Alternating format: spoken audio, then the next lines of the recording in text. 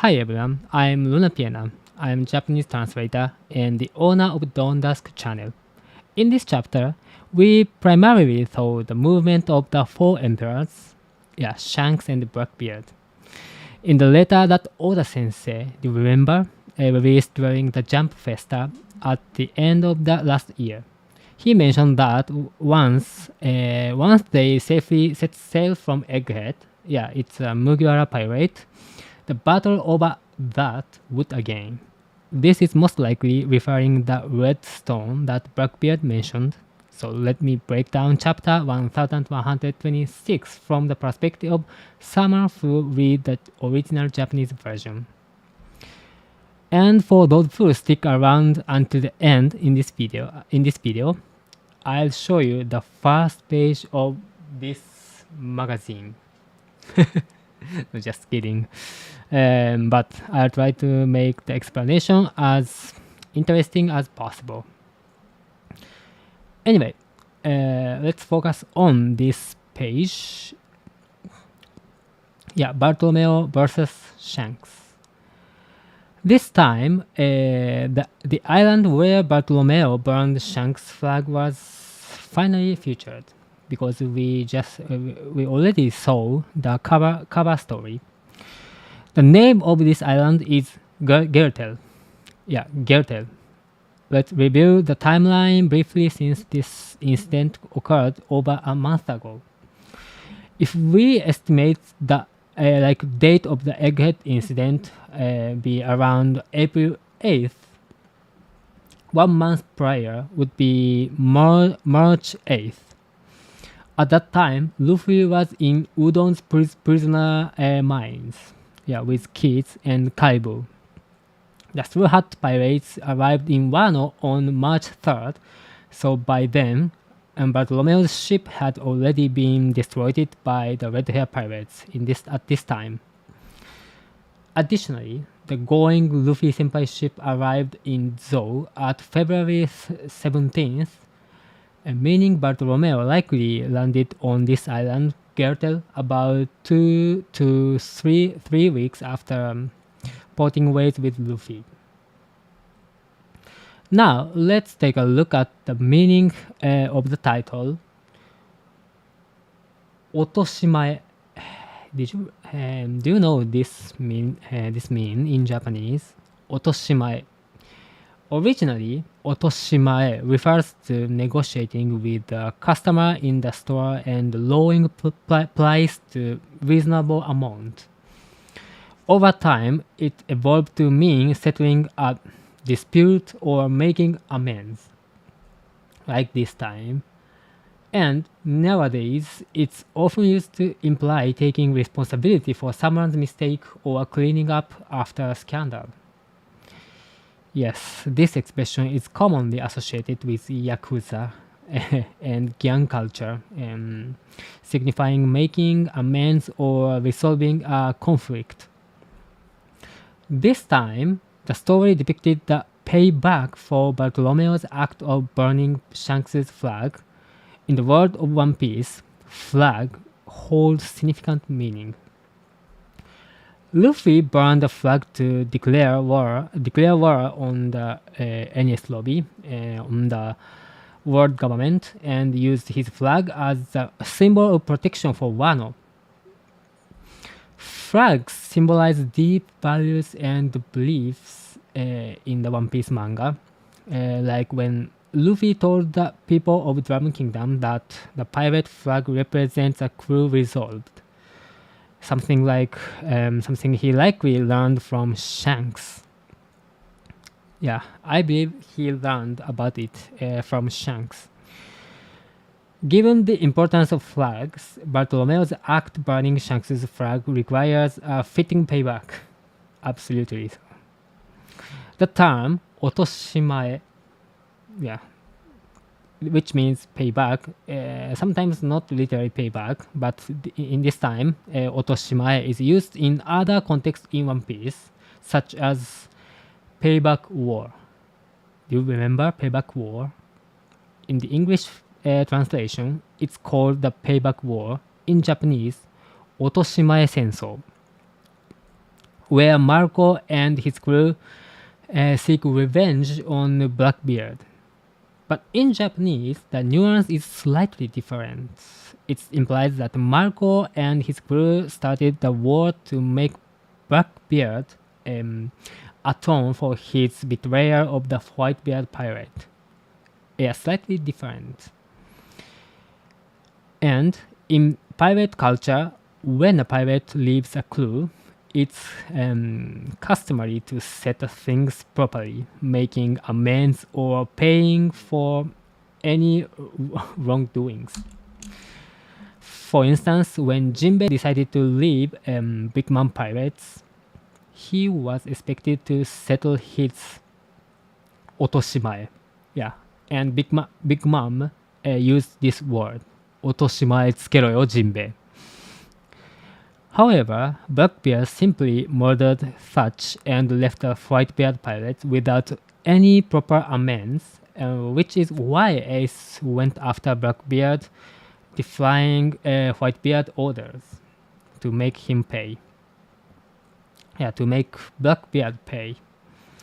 In the world of pirates, it's unspoken rule that when someone acts like dishonorably, and they must face payback for their actions.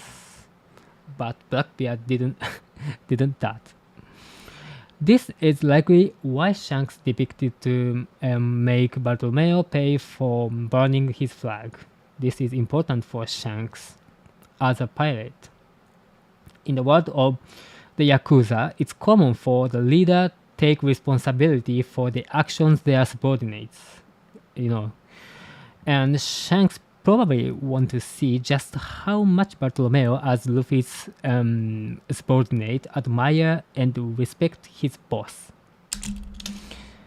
Yeah, it seems that Shanks was satisfied to see Bartolomeo willing to risk his life to protect Luffy in this chapter.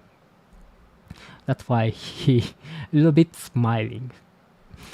In the end, while it wasn't a little poison, Bartolomeo's payback for burning the flag come in the form of Yasop's shooting bombardment. In some translation, Yasop's words were translated as business is business. But what he actually said was kejime wa kejime da, which translates to payback is payback. Yeah. Like otoshimae wa otoshimae da. The word kejime is almost identical in the meaning to otoshimae, like this title, in this chapter's title, meaning taking responsibility or setting a score. This shows that Shanks is someone who strictly follows the rules of the pirate world. Yeah, when he visited Whitebeard to make a proposal, he brought sake from West Blue. Did you remember? Before the Marineford War. Much like the Yakuza adhere to unspoken rules of respect. Though Shanks is heavily suggested to be a descendant of the Figaland family, a noble lineage, he wasn't originally meant to live the life of pirate. However, the man he admired the most, Goldie Roger, was a pirate, which likely gives Shanks a sense of pride in being a pirate, like himself. This is why even when it comes to Luffy, he still follows the rules of the pirate world. Yeah, I know it seems more strict for Luffy, but it's just pirate. In fact, it's possible that Shanks might end up fighting Luffy as pirate at some point in the future, which would make sense given his adherence to the pirate code. As for Bat Club, after their ship was destroyed, the phrase "seishi fume," yeah, this is an editor's comment. No, not editor's comment, I'm sorry, but narrative's comment. Seishume, which means status unknown, was used. When Garp disappeared, the narration also mentioned shosoku fume, which means whereabouts unknown. Yet he turned out to be alive in this chapter, so it's safe to assume that with such ambiguous phrasing, it's unlikely that Bartolomeo and his crew have perished. They probably survived through some means. I don't know. He saves them, or his crew used something. I don't know, but I bet he is still alive, like Garp. Next, the scene shifts to Hachinosu, where Blackbeard is shown venting his frustration at about Pizarro. I'm sorry about Pizarro.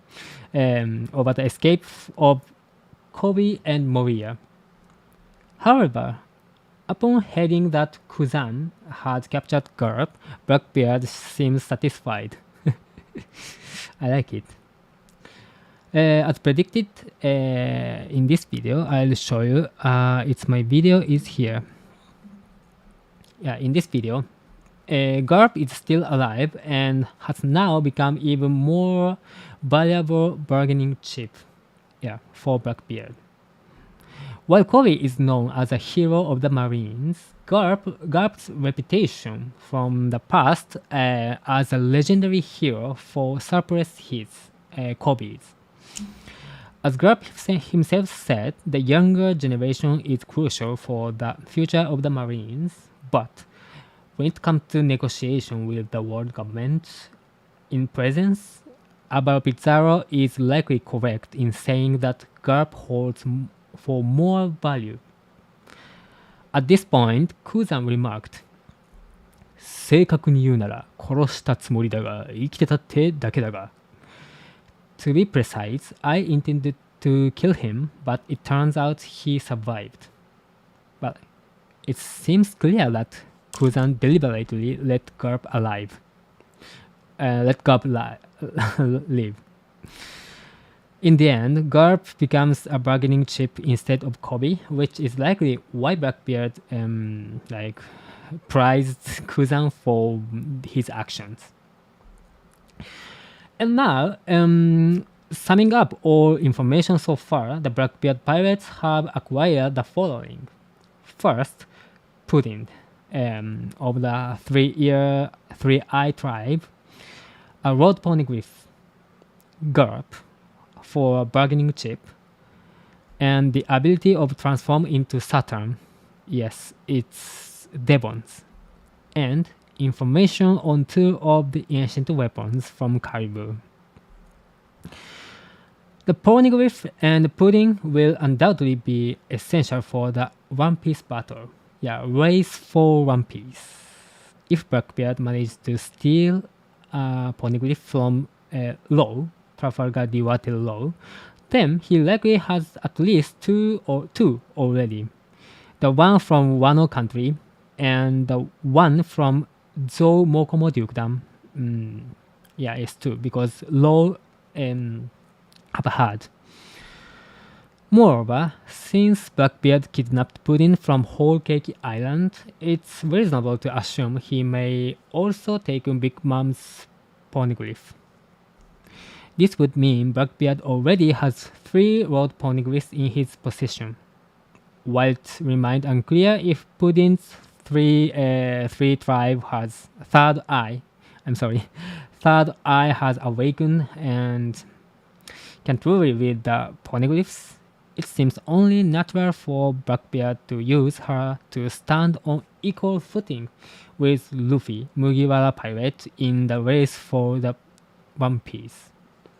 That's why I think she able to read the poneglyphs in the future. Or Blackbeard knows what happened this situation, how awakened her third eye. And next, there's Garp. He is likely to be used as a bargaining chip in the negotiation with the world government.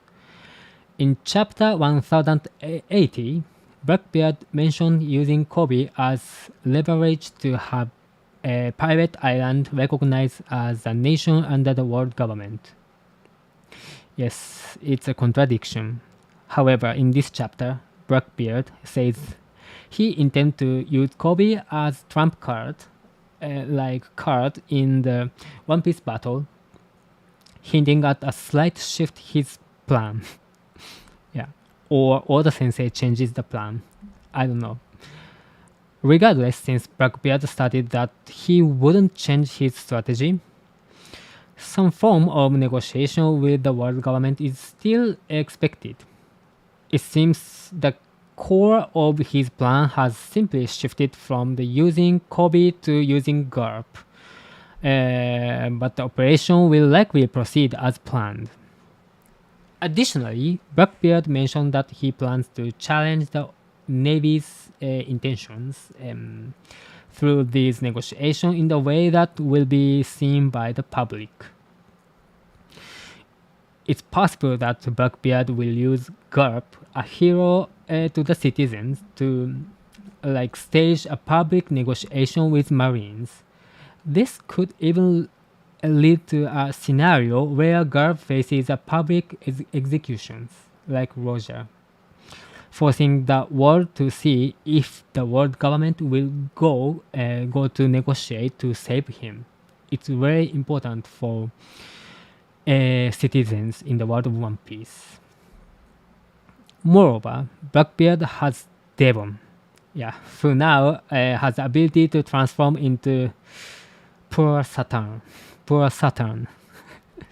It's likely that the world is still unaware of Saturn's death, giving Blackbeard all tools he needs to stage a self-made negotiation using Garp and Saturn, fake Saturn. Luffy is also in the mix in this chapter, having infiltrated Umit, the world's largest shipping company. If Blackbeard takes control of this company, he could dominate global trade. And should he decide to conduct a public negotiation involving Garp, he could potentially use Umit's resources to broadcast it on a massive scale, like Vegapunk did. It's very useful for the broadcast. Additionally, in this chapter, Blackbeard asks Lafitte about the movements of Revolutionary Army.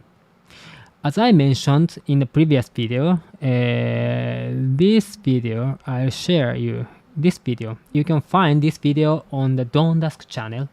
Anyway, as mentioned in this video, Blackbeard is likely waiting for the Revolutionary Army to launch full-scale attack on the world government before starting his own negotiations. His goal may be stir up distrust among the people toward the Marines and world government, using the Revolutionary Army actions as a tool to weaken both and ultimately bringing about their downfall. Yes, he did same thing in the Marineford War. As Burgess said in this chapter, 風向きがいいな. The wind are in our favor, and the most things seems to falling into place for the Blackbeard Pirates plans now. However, there is something Blackbeard has lost, and that's Moria, whom he captured. As I shared on Next Twitter, a Bible card released on September 4th featured cross-skill character designs. Through the image in the bit hard to see, I'll show you this Bible card in the page, Baggy's page here. it's a little bit difficult to see, but you can make out characters resembling Perona and Moria. Yes, Patreon members should check my recent post for more details, and I'd love to hear your thoughts on who those characters might be. We know that Perona helped Moria escape from the Hachinosu prison, but their destination remains a mystery. Still mystery. There's a possibility they might join Cross Guild. Yeah, Moria was stripped of the Shichibukai warlord title 2 years ago after Marineford War, effectively abandoned by the world government. And similarly, Baggy was recently cut off by the world government following the abolition of the Shichibukai system. And Crocodile lost his title 2 years ago, being defeated by Luffy as well. And during the Marineford War, he made it clear that he wouldn't let the world government have their way. That's why he fight with Whitebeard. I like that scene. And Mihawk also seems to have past incident with the Marines that left him holding a grudge. Given all this, it's no surprise they formed a group dedicated to hunting Marines. Moria's background fit perfectly with Cross Guild's agenda. Yes, by joining them, he could easily gain access to the corps of Marines, which would naturally accumulate. Yeah, because he like corpses. In the coming large-scale battles, as more Moria's Marines fall, Moria could turn them into the soldiers, like stressing Cross Guild even further. Now, in the next scene, the Thousand Sunny had suddenly disappointed, and Nami woke up in the strange room. Where exactly is this place? We don't know, actually, but one possible explanation is that this strange room, along with the outfit of Nami is wearing, could all be illusion created by absinthe. Like one giant mentioned, absinthe. I'm sorry. There's a chance they were seeing hallucination and accidentally disconnected the Sunny from the Great League. Yes, by this sake, this drink. If it wasn't caused by absinthe, then it's possible someone timed the crew in inebriated stated to kidnap the Sunny. In that case, the most likely culprit would be Loki. Yeah. Loki is one who was rejected by Lola, but Nami is Lola's close friend. Could Nami's target, his target, could be Nami? I don't know. If so, there's a concern that Nami's long hair might be cut off, similar to the myth where Loki cut Sif's hair, the wife of Thor. Yeah, personally, I love Nami's long hair after Fishman Island, but for fans who preferred her shorter hairstyle up until volume 60, this might feel like a great reward from Loki. I don't know. And alternatively, this mysterious disappearance could simply be one of Loki's pranks. Yeah. Loki is known as a trickster god, infamous for causing mischief and chaos between gods and humans. While Oda Sensei doesn't incorporate entire mythologies into One Piece, he often weaves in elements. So it's possible that the Straw Hat Pirates might be at the mercy of Loki's tricks. If that's the case, the room that looks like it's made of Lego blocks could be special space created by his abilities, Devilhood's abilities. After all, there are plenty of powers in the One Piece that trap people in unique space, like Bruno's Door, Brule's Mirror, and Mondor's Book. And I don't remember, Capone Bedge's Castle abilities. But now we've covered the analysis of chapter 1126. This time the focus was on Shanks and Blackbeard, but I believe we'll soon get to see more of Crossguard and Sword, who are likely to join the battle for the One Piece. Okay, now let's look forward to chapter 1127 with excitement. Yeah. Now, is anyone still watching until this point in this video? Well then, as I promised, I'll show you the first page of this magazine. Here it is. As you can see, most Japanese magazines have covers filled with models in swimsuits. It's a normal.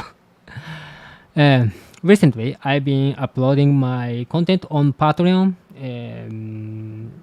answering questions from members and sharing translation of One Piece magazines and One Piece information. But there are also a few articles available for free, so feel free to check them out for this in my Patreon page. Anyway, see the next video. Yeah, I am preparing the video for the chapter 1127 or additional information for the chapter 1126. See you next time.